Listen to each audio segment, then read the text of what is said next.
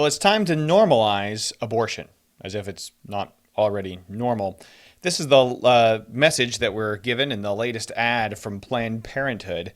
They want to not only make abortion safe, legal, and rare, they want it normal. They want it shouted from the housetops. They want you to be proud that you've murdered your child. And they want you to murder children and be proud of it. And don't bother to think about the fact that they're making a lot of money every time you murder a child. Not only money from you paying the doctors, but also the resale of the baby's body parts. This is a massive industry. Besides the fact that it's funded by your tax dollars, this is a massive industry. And these people have no incentive whatsoever to try to normalize the murder of children. None whatsoever. So they put out this advertisement. We're going to show it to you in just a minute. Before we do that, thanks for joining us today. I'm Pastor Josh Barnes. This is the show where we're unashamed to look at political, social, cultural, and theological issues from a biblical worldview. We do that because Jesus died on the cross and rose from the dead. We can prove that. And since Jesus rose from the dead, it proves that everything he said about the Bible being true is correct. If the Bible is true, we can't be right about issues if we disagree with the Bible about those issues. So therefore, it doesn't really matter. If you disagree with the Bible, you're wrong. Right? That because Jesus rose from the dead. So what we want to do is compare these things to the Bible. Let's start with a video. All right, let's start with just a little piece of the video to give you a taste of it. Here is about a 60-second clip of Planned Parenthood's latest advertisement. It took me a really long time to say I had an abortion, even as a doctor. I was told this was going to be something horrible, but it felt like I saved my life. All I could feel was relief. And I don't regret that. It was an easy decision for me because the alternative wasn't an option. I will tell any and everybody about my abortion. I tell my abortion story because I want to normalize abortion. somebody else. I want to normalize abortion. I want it to be normal. I don't want it to be safe, legal, and rare. I want it to be normal. Guys, this is I have so many things to say here. This is not. This has been the plan all along. Just don't buy this at all, right? 50 years ago, it was, oh, listen, we just want it to be safe, legal, and rare. It's a sad thing. It's not nothing anybody ever wants to do an abortion, but they're in positions where they have to do it. They have to murder their children. And so, safe, legal, and rare, guys. Safe, legal, and rare. Now they're showing their true colors. This, we know, has always been the case. Planned Parenthood doesn't say we want it safe, legal, and rare. They want abortion. They want you to declare it, to be proud of it, and to normalize it. And don't look behind the curtain and see all the money that Planned Parenthood makes when you normalize abortion. The more babies you kill, the more money Planned Parenthood makes. They make a lot of money from your tax dollars. They make money from everyone who pays to get an abortion there. And they make a lot of money selling baby parts. This we know for a fact. This is not okay. This is absolutely disgusting. And these women are all murderers. These are women who have murdered their children and are gloating about it in an advertisement that's allowed to even exist on YouTube and on other platforms. This is disgusting. And before we're going to break down every bit of the video, but before we do, let me just remind you of the biblical view on this very briefly, and the biological view. Like, you could say, well, this is a religious thing. It is. Everything is a religious thing. Everything, again, if it doesn't line up with the Bible, it's not true. But you don't need the Bible to come to this conclusion. It just, philosophy there. Like, how can you have any moral standards at all without the Bible? That kind of stuff. But let's recap. Luke chapter 1. Jesus in the womb was a real human being, and his life was valuable. John the Baptist in the womb was a real human being, and his life was valuable. You see, Jeremiah in the womb was a real human being. His life was valuable. David in the womb, as God was creating him in the womb, he was a real human being. He had the same value as a human being. And in the Old Testament, when God set up laws about two men that were striving, and they harmed a woman who was with child, and the fruit passed from her, meaning if she gave birth and the child lived, that person was just in trouble for wounding someone. But if she gave birth and mischief befell, meaning she gave birth prematurely and then the child died, that person who hit her would be guilty of murder and would be put to death. Why? Because a child in the womb is a human with every single amount of value that a human has. And biologically, this is all reinforced. We know that a child, that a fetus is it's a stage of development. It's like a toddler. It's just a stage of development of the human body. A fetus is a very early stage of development of the human body, but it is definitely a human. It has its own DNA. It's not a cat. It's not a dog. It's human. It is not the same as the mother. It is not a clump of the mother's cells that are forming into a human. It is its own life. Biologically, it is 100% a life, and it is 100% human, and it's its own body. It is tied to the mother's body, but it is not the body of the mother, without a doubt, without any doubt. The question is, does it have any value? Biblically, we know that it does. And if it doesn't have value, which you can't say biblically, but if you were to say, well, I don't believe in the Bible, okay, well, you're wrong. But let's look at it from your perspective. If that doesn't have value, then why does it have value when it comes out? When the baby is first born, that's when birth gives the baby value? Why? Well, because the mother wants it. Well, what if the mother doesn't want it after it's born? What if the mother doesn't want it when it's 5 years old or 10 years old? When is it okay to murder a child? A living human being? When you can't see it yet? That's really the answer. I haven't seen it yet. I haven't bonded with it yet. Therefore, I can kill it. That is disgusting and depraved and murderous. And this is what Planned Parenthood makes billions of dollars off of. And so, with that being said, we understand why this advertisement is made. Let's break down each piece of it and really depress ourselves, but also educate ourselves on the arguments from the other side and how bad they are. By the way, guys, before we jump into this, we win when we have this argument. Stop being afraid of having this argument with your coworkers, with your friends, whatever. Don't back down. By and large, almost every person in this country, when faced with the facts, agrees with the pro-life stance. They just never been faced with it. The conservatives have backed away from this argument. We need to have the argument. Ask them questions. Say, listen, is that a human being? Well, you're biologically incorrect if you say it's not. Is it alive? Biologically incorrect if you say no. Does it have value? Why does it have value? Because the mother decides it doesn't have value? Why isn't it a baby? Because the mother said, I don't want it? So a mother not wanting something then gives you the right to kill it. A mother not wanting a baby who's 2 years old, that means she can kill it? Absolutely not. Force them to be consistent. And every time we have this argument, we win. So don't back down on this, guys. Don't do it. Here we go.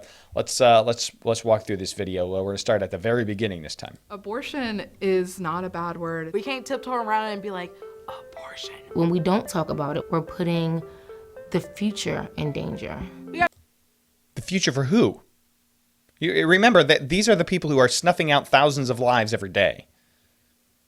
When we don't talk about it, we put the future in danger. Well, I think we should talk about it, actually. I don't think it's a bad word. I think it's a word that describes horrible atrocities against humanity. But it's not a bad word. It's not a curse word. It's just a word that's used to describe something that is terribly bad. And if we could ban it, then we could actually preserve the future for all of these children that are being murdered. If we could get rid of abortion, that would be wonderful. That would be absolutely wonderful for our future. Not talking about it, I don't know what that's even supposed to mean. To say aloud, abortion, without feeling so scared to say it.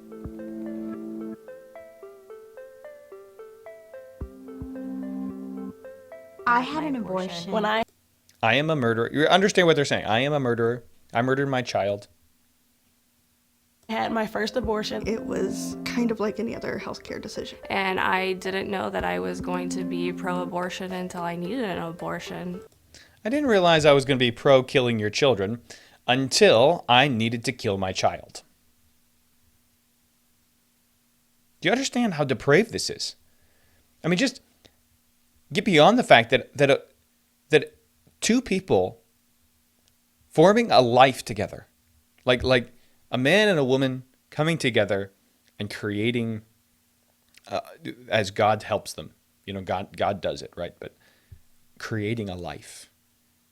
That is the most significant, meaningful thing that God has given us the ability to do, is to reproduce ourselves. That is so significant and so powerful and so meaningful.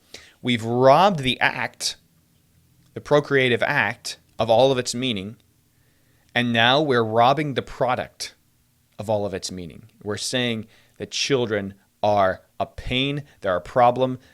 Listen, you wonder why people are looking around saying, oh, life is pointless, life is useless. Yeah, because you have, it's all about you. And if your life is all about you, it is pointless, it is useless, because there's nothing left when you're gone. And you're gone, guys. Listen, we're not here forever.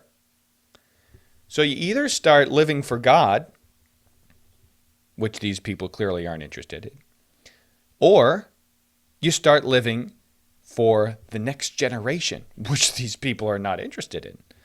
Or, better yet, you do both, which is the biblical view. But no, these are people claiming that how wonderful that understand these are people who are claiming that they have killed their children, they've slaughtered their children, and they're proud about it. We see abortion as this very, very uncommon, isolated thing, and it's not. It needs to be shared. After opening up to my dad, I was standing in the kitchen with my grandma. My friend Marion. I talked to my aunt. She's the one who actually referred me to Planned Parenthood. and even if you don't have someone, you have the people that you're experiencing this with. The care I received at Planned Parenthood was incredible. The second I got there, I felt so much support. Duh! They're making millions of dollars. They are very happy for another customer whose child they can kill. That, by the way, that is what's happening. They are killing a human child. Fetus is a state of human development. That is what they're doing. And there's no way that you can distinguish that from murder. There's no way you can. Oh, because we haven't met the child yet, so it's not murder. No, that's still murder. That's not how you define murder. If you haven't met somebody and you kill them, it's still murder. It's indistinguishable from murder. And it's the killing of a human child. And they're making a lot of money from it. So you walk into Planned Parenthood, they're going to try to make you feel good about it. They're going to try to make you think that, oh, this isn't killing a human. But it is. They respected the decision. They were kind. They were compassionate. Duh. Remember the nurse. She held my hand the whole time. And after my abortion, I just started living my life. Getting an abortion made me stronger. It took me a really long time to say I had an abortion. Hang on. Getting an abortion made me stronger. Killing my child made me stronger. Understand what's being said here. Even as a doctor, I was told this was going to be something horrible. killing your child wasn't something horrible? Oh, but I needed to. I needed to because it was going to interfere with my life.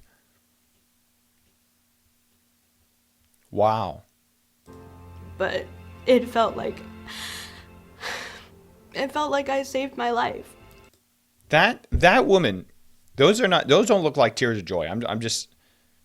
That looks like somebody who really understands how significant an action she took when she killed her child.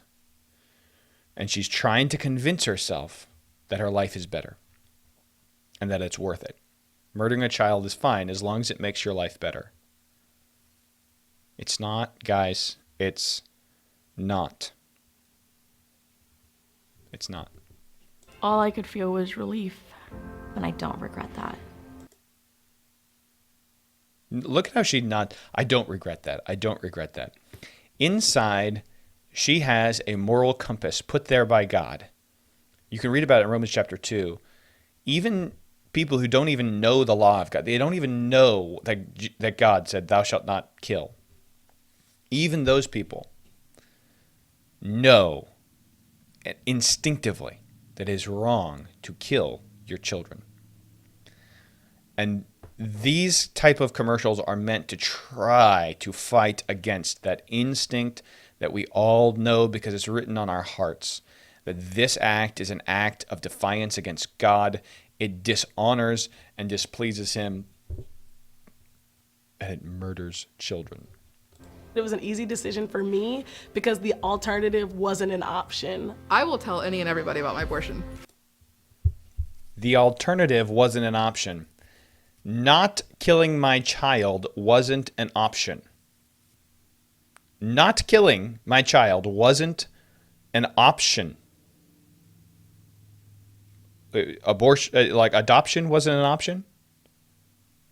What are you talking about? Raising the child that is growing, raising your child like any responsible parent must do, isn't an option for you.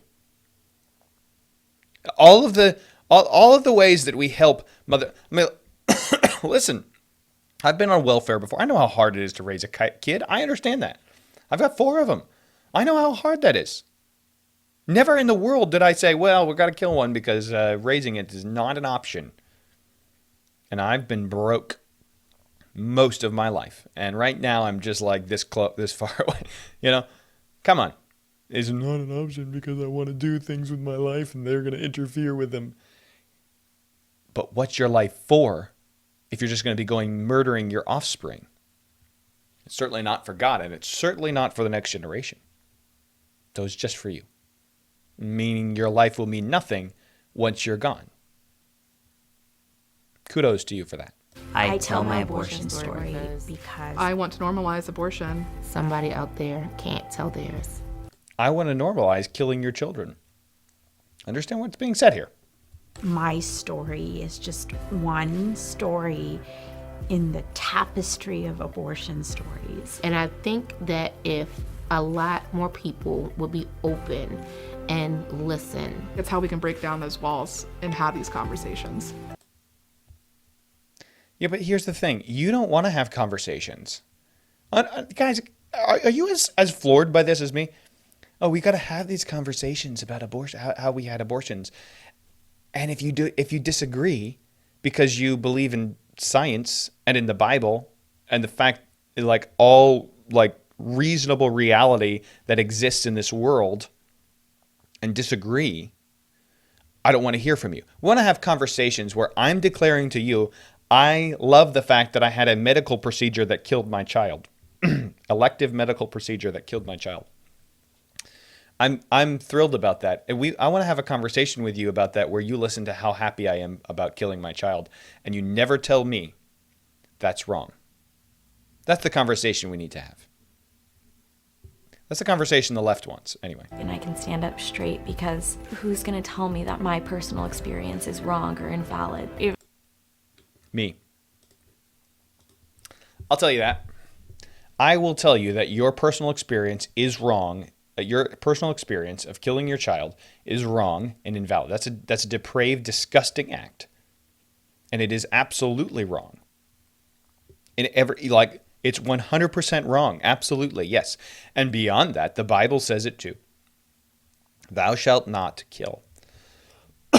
Thou shalt not murder. It's very clear in the Bible, without a doubt. We are not to murder. You are not to murder your children.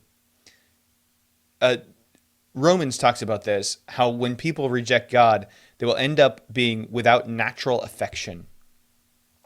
The reason that this is such an egregious thing is not only are these children completely innocent, but they are being killed by the parents who should be the only, if no one else in the world loves them, it should be their parents. And if not even their father loves them, their mother should love them. And their mothers are the ones who killed them. This is absolutely depraved and disgusting. And yes, I will stand with the Bible and declare to you what the Bible says, that your personal experience is wrong and not valid and depraved and disgusting. Murdering children always will be so. Even though it scared, can I say crap? Even though it scared the crap out of me, saying the word abortion. It heals me a little bit too. Oh, killing my child scared the crap out of me.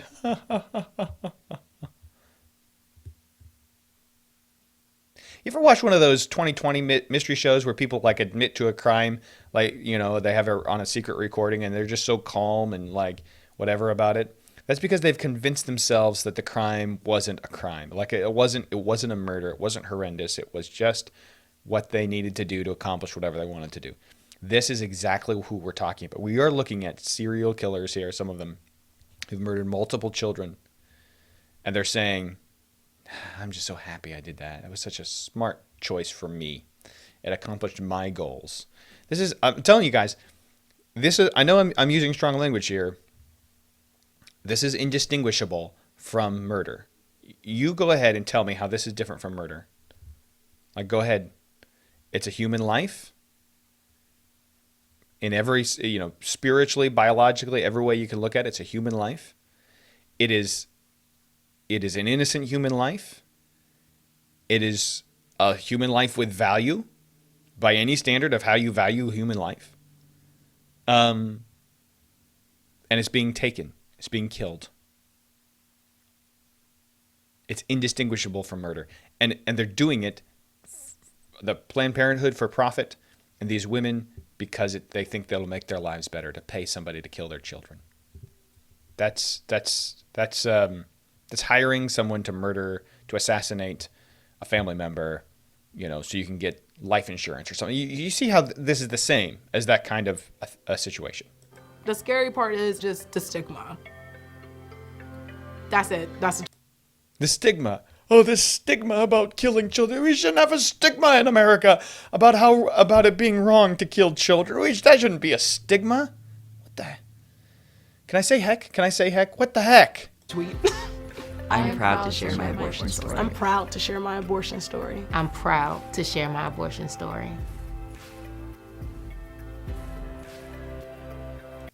Abortion stigma is powerful, but so are you. Conquer your child. You are strong enough to murder your children. Do it. Just do it. Just murder them and bring them to us and let us murder your children for you. This has been said many, many times, but it bears repeating. There was a false god named Molech in the time of ancient Israel. The Bible talks about it extensively and condemns it very seriously. To worship this god, you would sleep with the princesses, the priestesses of Molech, and sexual worship was a part of it. And when you had children during the worship of Molech, you would take those children and offer them to Molech as a sacrifice. They would have a giant bronze statue with hands outstretched, and they would heat up a fire in its belly, and the hands would become burning hot, and then they would place the infant child on the hands. It was a religion of satisfying your sexual desires and then offering the results, murdering the children that resulted from that satisfaction of your sexual desires. When we had a sexual revolution in this country, we just said, forget this. We're just going to satisfy our own sexual desires however we want. It's all up to us. There is no rules. And then consequences came, right? It produced children, which is what those actions do. And we said, murder the children. Murder the children. So that way we don't have anything that ever interferes with our life, and we can just keep on going having sex as often as we want with whoever we want, with people who we're not prepared to have children with. And when we do have children, we'll just murder them instead of going ahead and preparing to raise them and do what is responsible. We have a society of people, of now child murderers running rampant in our society because it just makes their life a little better. It's very, very similar to what Israel was dealing with, the false worship of Molech. Go ahead and sleep with whoever you want in honor of Molech, and then when children come from it, just throw them in the fire. I would say that history will judge us for our stand on abortion, but it's worse than that. God will judge you for where you stand on this issue. Do not stand for those who profit from murdering children. Don't stand on their side. Don't do that. Stand on the side of those who protect the innocent. The innocent blood, God says, calls out to him from the ground. When innocent blood is shed, it is the responsibility of a society to bring those people to justice who shed that blood. We are living in a society that is dripping with innocent blood, and God requires it of us. Don't be the person who supports and stands on the sideline and says, that's okay. No, don't do that. Don't do that. You will be judged by God for where you stand on this issue. Be compassionate towards people who are going through a hard time, but don't for a second support the murder of the innocent. Never do that. Well, thanks for joining us today. I want to remind you guys, I don't do this often enough, and I'm always told by my producer, so I got to tell you guys, we have a couple different products that you guys can buy. There's one, it's White Mountain Munchies. A friend of mine actually created it. It's an amazing trail mix, non-GMO, gluten-free, tastes amazing. You can go to whitemountainmunchies.com and get a great deal on it by using the promo code RAM, and also support shows like Point of View on the Right America Media Network. That's all the time we have for today, guys. Thanks for everything. We'll see you next time.